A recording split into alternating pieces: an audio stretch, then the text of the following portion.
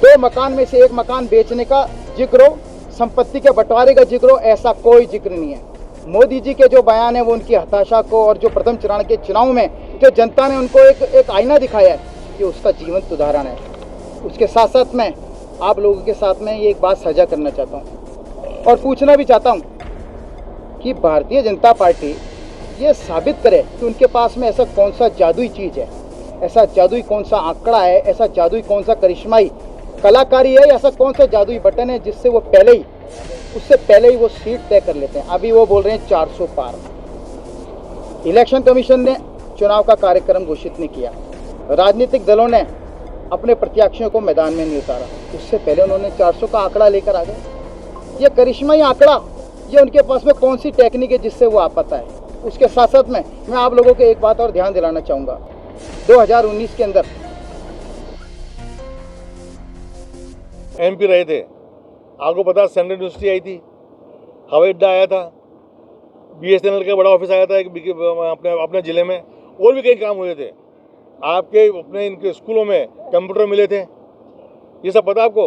और आपको यही पता होगा कि पायलट साहब के ज़माने में लोगों को पता पड़ गया कि पार्लियामेंट का मेंबर क्या होता है, और बता दिया भगत जी क्या उनका 5 साल का रिपोर्ट कार्ड ही है।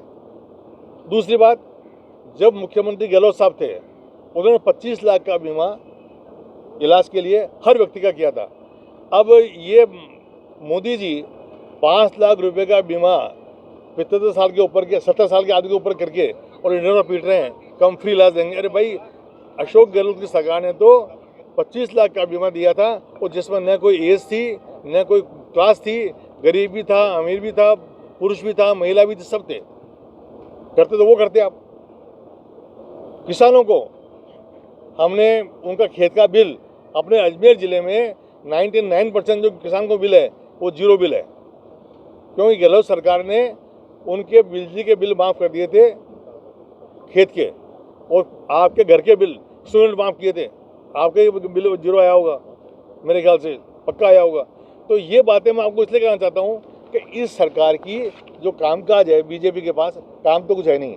केवल भाइयों और बहनों, माता और बहनों, हिंदू मुस्लिम, आप आज नई बात और लिया है, वो बताओ मुझे आप। सेम पित्रोदा ने अपना एक विचार रखा था जिसमें कहीं नहीं लिखा कि कांग्रेस के एजेंडे में कहीं नहीं है, और हमारे जयराम रमेश जी ने कहा इस बात को कि ये हमारे एजेंडे में नहीं है, ये हमारे मैनिफेस्टो में नहीं है, ये हमारा विचार ही नहीं है, ये सेम पित्रोदा का अपना विचार है। लेकिन चूंकि इनके बाद जब कहना कुछ ही नहीं बचता है तो वो यही क्या बात करेंगे।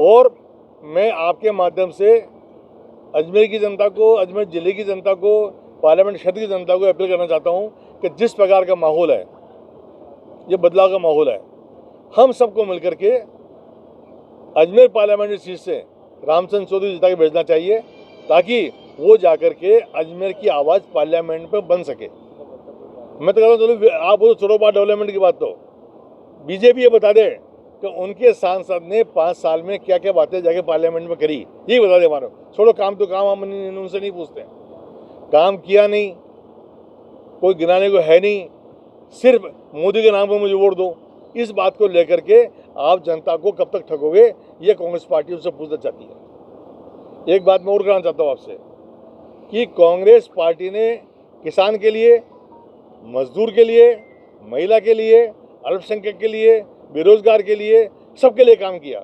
आज जो हम शिक्षा देख रहे हैं ये किसकी देन है? आज आप एम्स देख रहे हैं ये किसकी देन है? आज हम IIT देख रहे हैं ये किसकी देन है? आज आप इतने बड़े हवाई अड्डे देख रहे हो ये किसकी देन है? आज आप चांद पर चले गए, आप मंगल पर चले गए, ये किसकी देन है? ये क्या एक दिन होता है? इन सब बातों को बोलते हुए मोदी जी के मुंह में बर्फ जमती है, बर्फ। वो स्वीकार करने को तैयार नहीं इस बात को। कांग्रेस को, विकास को कब तक निकालोगे? देश की आज़ादी का इतिहास और कांग्रेस का इतिहास एक है। और जो पीड़ा आज कोई आपका संविधान खत्म करे, संविधान को नष्ट करे, संस्था को नष्ट करे, जो तकलीफ कांग्रेस को होगी उनको नहीं हो सकती, क्योंकि प्रसव पीड़ा वही माँ समझ सकती है जिसने बच्चा पैदा किया हो। तो देश की आज़ादी का आंदोलन जिसने लड़ा, जिसके लोग शहीद हुए, जिसके लोग फांसी के फंदे पर लटके, वही शायद देख सकते हैं। आप मुझे बताओ कि जिस राहुल गांधी की दादी और पिता इस देश के लिए शहीद हुए, उनके शरीर चित्र चित्रे हुए, आज वो राहुल गांधी न्याय यात्रा के माध्यम से 6000 किलोमीटर की यात्रा करता है। उसका कहते शहजादा, ये आगे बोखलाहट नहीं है और आपका गिरावट नहीं है तो क्या है। जिस राहुल गांधी ने 6000 किलोमीटर की यात्राएं करी 2 बार में पूरे देश के लिए, किसके लिए करी? युवाओं के लिए, बेरोजगारों के लिए, देश की एकता के लिए, देश की भाईचारे के लिए, सद्भाव के लिए। उन्होंने साफ कहा था कि मैं नफरत की बाजार में मोहब्बत की दुकान खोलने आया हूँ बोल करके। ये किसी भी प्रधानमंत्री को शोभा नहीं देता। तो मैं तो आप लोगों से अपील करता हूँ, प्रेस के बंधुओं से भी, कि इन सब बातों को जनता में बतावें। आपकी स्वतंत्रता भी खतरे में है, ये ध्यान रखना। संविधान तो खतरे में ही, आपकी न्यायपालिका खतरे में है, आप लोगों का भी खतरे में है। ये जो आप लगा दे रहे हो ना हमारी ये क्लिप, ये ले नहीं पाओगे आप। वो कह देंगे आप क्या जाओगे, आप राहुल के पास नहीं जाओगे, कह देंगे आपको, वो कांग्रेस के, आप नहीं जाओगे। कह देंगे आप नहीं जाओगे द्रौपदी के पास, वो कांग्रेस की कैंडिडेट रही है, ये कह सकते हैं हमको वो। और जबकि कांग्रेस ने कभी भी ये बात नहीं करी। इंदिरा गांधी जैसी मजबूत नेता, जिसने 170 देशों का एक संगठन बना करके पूरे विश्व को दिखा दिया कि नॉन अलाइनमेंट की कितनी ताकत है, उसके बाद भी कभी इंदिरा गांधी ने ये नहीं कहा कि मैंने क्यों काम किया। उनका हमारे देश ने काम किया, हमारे देश का विकास है ये। हमारी सेना, हमारे सैनिक, हमारे वैज्ञानिक, हमारे किसान, हमारे मजदूर, हमारे युवा, हमारी बहनें, हमारे भाई, हमारे अल्पसंख्यक, हमारे बहुसंख्यक, इन सबका पसीना लगा, तब जाकर के मुल्क आज़ाद हुआ, तब जाके मुल्क बना। एक बात जिसका वो डंडा पीटते हैं, राम मंदिर का, आप लोग याद दिलाना चाहता हूँ मैं। राम मंदिर का ताला किसने खोला? राजीव गांधी जी ने। वहाँ पूजा चालू किसने कराई? कांग्रेस पार्टी ने। राजीव गांधी जी सिर्फ ये चाहते थे कि देश में भाईचारा कायम रहे, हिंदू मुस्लिम एकता कायम रहे, प्रेम कायम रहे, इसलिए उन्होंने जबरदस्ती कर करके और वहाँ मंदिर नहीं बनाया। अब कोर्ट की लंबी तारीखें चल गई, उसमें कांग्रेस कुछ नहीं कर सकती, राजीव जी कुछ नहीं कर सकते। अब उसको ये कहना कि जो राम को लाए हैं हम उनको लाएंगे। अरे राम को तुम क्या लाओगे यार? राम तो पहले भी था। राम का इतिहास तो 10 लाख वर्ष का है, हमारा इतिहास तो 100 साल का भी नहीं है। हम राम को क्या लाएंगे? और राम को आप क्या महल दोगे? राम तो पूरे विश्व को महल देता है, रोटी वो देता है, कपड़ा वो देता है, मकान वो देता है, बुद्धि वो देता है, स्वास्थ्य वो देता है। आपको इंसान उसने बनाया, वो जो उसने रास्ता बताया। राम जी ने साफ कहा, आपके उसमें क्या नाम, सुंदरकांड में चौपाई आती है कि हनुमान तई परस्कर और पुनः कीनी प्रणाम और राम काज कीने में ना मोहि काम विश्राम। मोदी जी ये बात सोचो कि राम तो शबरी की झोपड़ी में मिलेगा, राम मिलेगा केवट की नाव में, नाम मिलेगा वानर की सेवा में, राम वहाँ महल में नहीं मिलेगा। ठीक है, आपने पूजा करी, बहुत धन्यवाद आपको। और आपने जो आपको कौन सा कब नकारा, कौन ने ये तो कहा कि हम हमारी सुविधा से राम मंदिर देखने जाएंगे। आज मैं किसी टीवी पे देख रहा था, वो बोल रहे थे, भाइयों बहनों हम राम को लाए, हमने इन्हें निमंत्रण दिया, तो हमारे निमंत्रण ठुकरा दिया। उन्होंने ये बोला कि निमंत्रण मिला, आपको धन्यवाद, और हम हमारी सुविधा से, हमारे प्रोग्राम से हम राम मंदिर के दर्शन करने जाएंगे, और राम मंदिर के दर्शन के लिए हमें निमंत्रण भी नहीं चाहिए। हम और नहीं कहते हैं कि अजमेर वही आते हैं जिन्हें ख्वाजा बुलाते हैं, कहते हैं, कहते हैं अपन, वही स्थिति वहाँ पर है। तो मैं आपसे कह सकता हूँ क्यों मैं इस पूरे अजमेर की यात्रा का खुद गवा रहा हूँ। राधा जी रहे हैं, द्रौपदी जी रहे हैं, हमारे सब साथी रहे हैं, हमारे RLP के ये युवा अध्यक्ष हैं, ये भी आए हैं, भाई भटनागर जी हैं, हमारे और दूसरे भी लोग पदाधिकारी हैं। इन सब ने खूब प्रचार कार्य किया और हम इस बात के गवाह हैं। और मैं तो इस बात से वो संतुष्ट हूँ कि जनता का जो रेस्पॉन्स मिला, जनता ने जो बढ़ करके आगे होके रेस्पॉन्स दिया, जो जनता ने आगे होकर रिसीव किया, उससे लगता है कि ये सीट अब के कांग्रेस की है, कांग्रेस जीतेगी। अब थोड़ा इसमें आप और मदद कर दो हमारी 2 दिन, अब हमारा चुनाव प्रचार तो बंद हो गया, आगे बाजार चलता रहेगा। आप अपने विचार डाल सकते हो। मुझे कल रावता जी बता रहे थे, सुनने की बात बहुत जोरदार है, कल मुझे बताए थे रावता जी, प्रत्याशी श्री रामचंद्र चौधरी जी के समर्थन में आयोजित प्रेस कॉन्फ्रेंस में आप सबका स्वागत है। आज दूसरे चरण के चुनाव अभियान का अंतिम दिन है। इन दिनों में जो चुनाव प्रचार अजमेर ज़िले में और लोकसभा क्षेत्र में हमारे प्रत्याशी रामचंद्र जी ने, हमारे साथियों ने, कांग्रेस संगठन ने किया और उसमें जो जनता का उत्साह, जनता का रेस्पॉन्स और कार्यकर्ता की उमंग, इससे लगता है कि ये सीट कांग्रेस के खाते में आना सुनिश्चित है।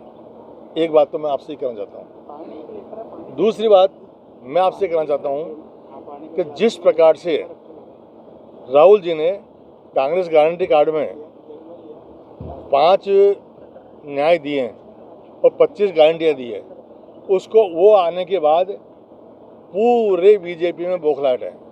कभी वो बात ले आते हैं हिंदू मुस्लिम की, कई बात ले आते हैं मंगलसूत्र की, कई बात ले आते हैं संपत्ति बांटने की। आज मोदी जी जैसा आदमी जो देश का प्रधानमंत्री है, वो कह रहा है कि कांग्रेस तो ये कर रही है कि जिंदगी के साथ भी जिंदगी के बाद भी। ये उनकी हताशा और निराशा का दिग्दर्शन है, क्योंकि राजस्थान का जो पहले चरण का चुनाव हुआ, उस चुनाव में जनता ने दिखा दिया कि जो बहुमत आ रहा है पार्लियामेंट में वो कांग्रेस के पक्ष में आ रहा है।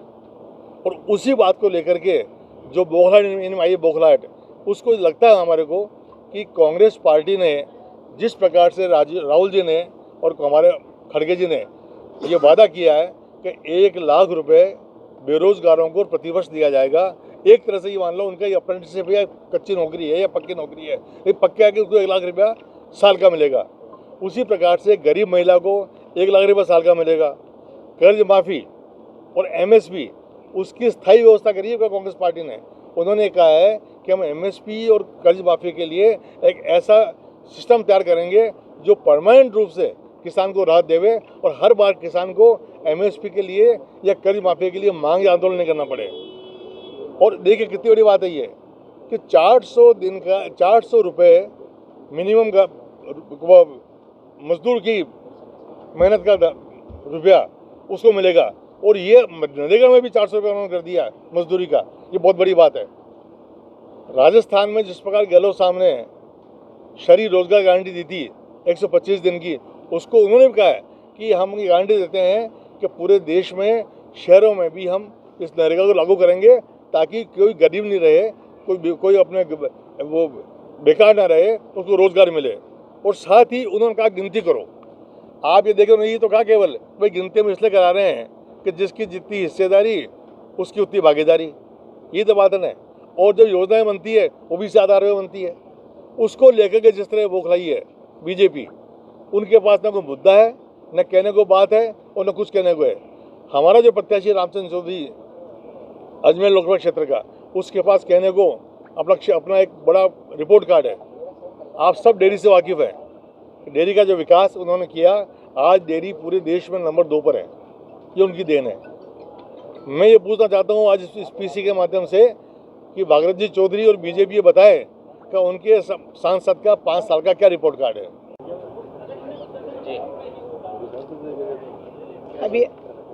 अभी आपके सामने हमारे भाईती जी ने और रड़ौता जी ने आपके सामने रखे मुद्दे रखे, और मैं ये कहना चाहूँगी कि हमारे रामचंद्र चौधरी जी जिस प्रकार से जुझारू और कर्मठ है और जिन्होंने देश में अपनी डेयरी को इतनी स्थापित की, जबकि भागीरथ चौधरी जी पिछले 5 साल में चुनाव सांसद रहे लेकिन इन्होंने कोई विकास का काम नहीं किया। आप अजमेर की दुर्दशा देख सकते हो।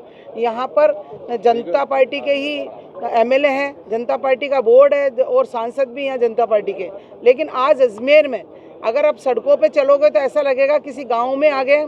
अगर आप किसी भी कोई भी ऐसा प्रोजेक्ट इन्होंने न तो देश के लिए अपने प्रस्तुत किया, न कोई अपनी लाइनों का जो मेड़ता सिटी वाली लाइन थी उसको इन्होंने पिछली बार भी केवल कागजों में कहा, अभी तक उसको जोड़ा नहीं। छोटा सा फेस है उसको नहीं जोड़ा, कोटा की लाइन को नहीं जोड़ा। इनका कोई उद्देश्य रहता ही नहीं है, केवल ये धर्म के नाम पर, अपने धर्म के नाम पर जीतना चाहते हैं। धर्म के अभी जैसे रामलला के मंदिर के नाम पर, जबकि राम सबके हैं, मंदिर सबके लिए है, लेकिन सिर्फ एक ही नारा राम जिसको लाएं और वही सरकार बनाएंगे। तो राम को लाने वाले ये कौन है? अभी आपके सामने भाईती जी ने कहा, बिल्कुल सत्य कहा कि राम को कौन ला सकता, राम तो खुद भगवान है। तो इस तरह से ये एक लोगों में भ्रम फैला रहे हैं धर्म के प्रति, और लोगों के अभी रोजगार के लिए बेचारे बच्चे ऐसे भटक रहे हैं। युवा पीढ़ी इसके लिए बहुत ज़्यादा सतर्क हो गई कि हम अपना वोट इस तरह से नहीं देंगे जो हमारे को पिछले 10 सालों से, आज मान लीजिए 10 साल पहले 35 साल का बेचारा आज 45 साल का हो गया, क्या उसको रोजगार मिलेगा? आप देखिए संविदा कर्मियों को इन्होंने पूरी वो ख़त्म कर दी। तो कैसा रोजगार? अभी राजीव गांधी, अशोक गहलोत जी ने राजीव गांधी मित्र बनाए थे। अरे भाई, उसकी योजना का नाम बदल देते, अटल बिहारी वाजपेयी रख देते, लेकिन 5,000 लोगों को बेरोजगार तो नहीं करते।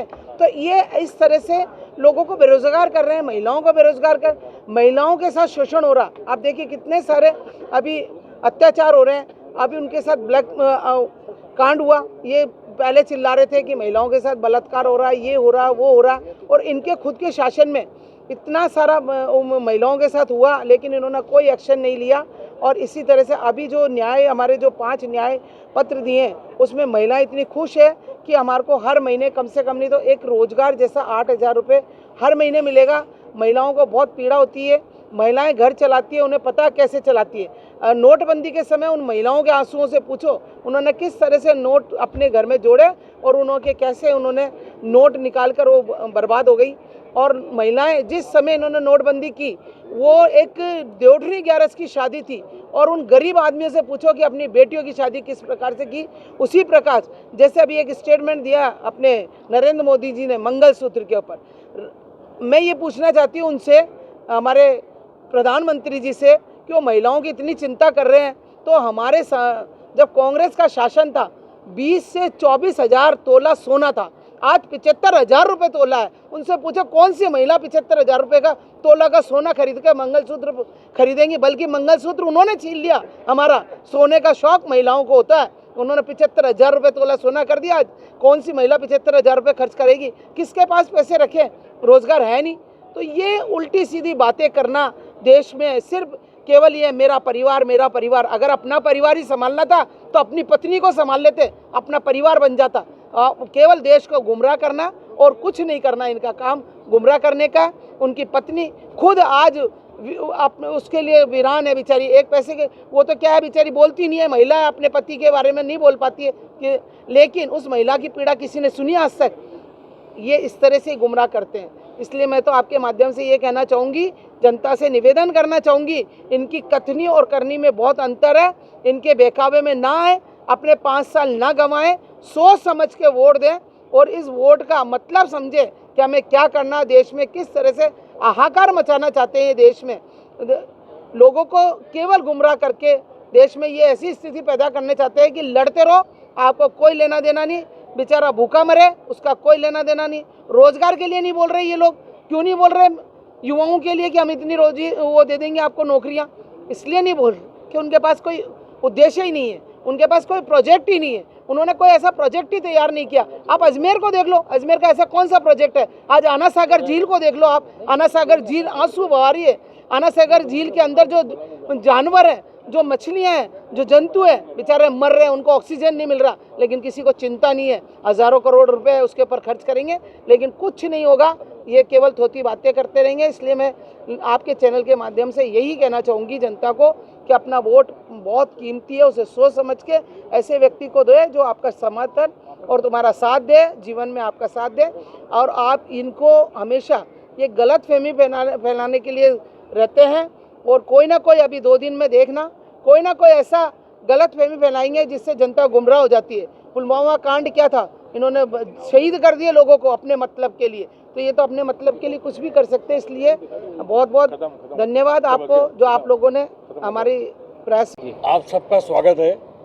मैं तो एक ही बात कहूँगा कि अजमेर में कांग्रेस के प्रति रुझान है। आम जनता कांग्रेस पार्टी को और कांग्रेस के उम्मीदवार रामचंद्र चौधरी जी का जो एक लंबा कार्यकाल रहा है, चाहे डेयरी में रहा हो, चाहे कांग्रेस के अध्यक्ष के रूप में रहा हो, जनता उसको स्वीकार कर रही है। और परिवर्तन का दौर है दोस्तों। 2004 में शाइनिंग इंडिया की हम लोग बात करते थे, एक झटके में मनमोहन सिंह जी की सरकार बनी, कोई नहीं मान रहा था। आज मैं, क्योंकि भाईटी जी ने, भटनागर जी ने आपको लंबी बात रखी, मैं लंबी बात नहीं कहता हुआ छोटी सी अपने शब्दों में बात कहूँगा कि मेरे अजमेर उत्तर में भारतीय जनता पार्टी की इससे बड़ी और क्या बौखलाहट हो सकती है कि संवैधानिक पद पर बैठने के बाद वासुदेव देवनानी जी खुलेआम चुनाव प्रचार कर रहे हैं, लोगों को डरा रहे हैं, धमका रहे हैं, लोगों को इन्हें के बदले प्रेरित करने का प्रयास कर रहे हैं। मैं आज आपके माध्यम से पूछना चाह रहा हूं कि इनकी कथनी और करनी के अंदर अंतर है। क्या अजमेर के अंदर क्या 48 घंटे या 24 घंटे में पानी आ गया? क्या अजमेर की रोडें बन गई? क्या अजमेर के अंदर दूसरी जो काम होने थे वो काम हो गए क्या? और जब ये लोग, चाहे वो मोदी जी हो, और सबसे इससे भी बड़ी बात, राजस्थान का जो मुख्यमंत्री है, जो पर्ची की सरकार है, उस पर्ची की सरकार का तो भगवान मालिक है। किस तादाद में वो कहता है कि 1951 के अंदर देश आज़ाद हो गया था, कभी कहता है कि मैं मोदी जी को श्रद्धांजलि अर्पित करता हूँ, और कभी कहता है कि अब की बार 4000 पार। अरे दादा, थोड़ा रुक जा, थोड़ा पढ़ ले, थोड़े अपने धरातल पे उतर जा, और धरातल वो उतर के आम जनता के साथ जुड़ने का प्रयास कर। जनता की आवाज़ है, ये इसका परिणाम है। पिछले दिनों 12 जगह जो चुनाव हुए, याद रखना दोस्तों, 9 जगह कांग्रेस पार्टी चुनाव जीत के आ रही है। और जिस तरह का माहौल अजमेर के अंदर है, 4 तारीख के दिन ये फैसला होगा, और जनता ने फैसला दे दिया। जनता ने फैसला दे दिया कि रामचंद्र चौधरी के रूप के अंदर, क्योंकि एक तरफ भागीरथ चौधरी जी बैठे हैं जिनके 5 साल के कार्यकाल में 0 है, एक तरफ काम करने वाला व्यक्ति है, लड़ने वाला व्यक्ति है। अजमेर की आवाज़ संसद में उठेगी। अजमेर बेजुबान जो पड़ा हुआ था, उसको जुबान मिलेगी कांग्रेस के रूप के अंदर।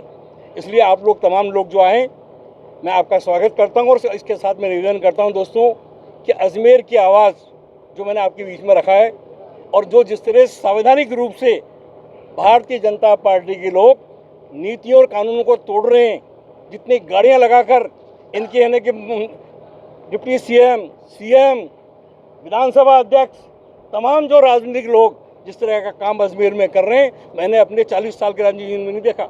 धर्म और समाज के नाम के ऊपर लोगों को लड़ाने की बात कर रहे हैं, वोट देने की बात कर रहे हैं। आज इससे बड़ी विडम्बना क्या है? दरगाह बाईपास का काम रोक दो, हिंदू मुसलमान की बात कर लो। अरे यार, हम जहाँ बैठे हैं, इस टाइम जोड़ने की बात है, देश की एकता के लिए, देश की अखंडता के लिए। आने वाला समय कांग्रेस का होगा, देश के अंदर राहुल गांधी जी के हाथ मजबूत होंगे, और रामचंद्र चौधरी हमारे अजमेर से चुनाव जीत के जाएंगे। धन्यवाद, जय हिंद। 2 मकान में से एक मकान बेचने का जिक्र हो, संपत्ति के बंटवारे का जिक्र हो, ऐसा कोई जिक्र नहीं है। मोदी जी के जो बयान है वो उनकी हताशा को, और जो प्रथम चरण के चुनाव में जो जनता ने उनको एक आईना दिखाया है, कि उसका जीवंत उदाहरण है। उसके साथ साथ मैं आप लोगों के साथ में ये एक बात साझा करना चाहता हूँ, और पूछना भी चाहता हूँ कि भारतीय जनता पार्टी ये साबित करे कि उनके पास में ऐसा कौन सा जादुई चीज़ है, ऐसा जादुई कौन सा आंकड़ा है, ऐसा जादुई कौन सा करिश्माई कलाकारी है, ऐसा कौन सा जादुई बटन है जिससे वो उससे पहले ही वो सीट तय कर लेते हैं। अभी वो बोल रहे हैं 400 पार। इलेक्शन कमीशन ने चुनाव का कार्यक्रम घोषित नहीं किया, राजनीतिक दलों ने अपने प्रत्याशियों को मैदान में नहीं उतारा, उससे पहले उन्होंने 400 का आंकड़ा लेकर आ गए। ये करिश्माई आंकड़ा, ये उनके पास में कौन सी टेक्निक है जिससे वो आ पाता है। उसके साथ साथ में मैं आप लोगों को एक बात और ध्यान दिलाना चाहूँगा। 2019 के अंदर केदारनाथ गुफा में जाने से पहले मोदी जी ने ऐसे ही एक करिश्माई बात कही थी। उन्होंने कहा था, गुफा में जाने से पहले बोल दिया था 300 पार। तो जनता आज उनसे पूछ रही है कि ऐसी कौन सा जादुई बटन उनके पास है, और उसका जवाब देने के लिए पहले चरण का मतदान हुआ। कांग्रेस के पक्ष में माहौल है। भारतीय जनता पार्टी के सारे नेता, उनके पास में ना कोई विज़न है, ना कोई नीति है, ना कोई सोच है, ना कोई गौरवशाली इतिहास है, उनके पास में कुछ भी कहने को नहीं है। इसलिए आज वो उनकी पहली और आखिरी मुद्दा ध्रुवीकरण है, उस पर अब वो उतारू हो गए हैं। वो सिर्फ ध्रुवीकरण की बात करके जनता का मन को भ्रमित करके एक दुस्साहस कर रहे हैं, जिसका उनको परिणाम भोगना पड़ेगा। धन्यवाद।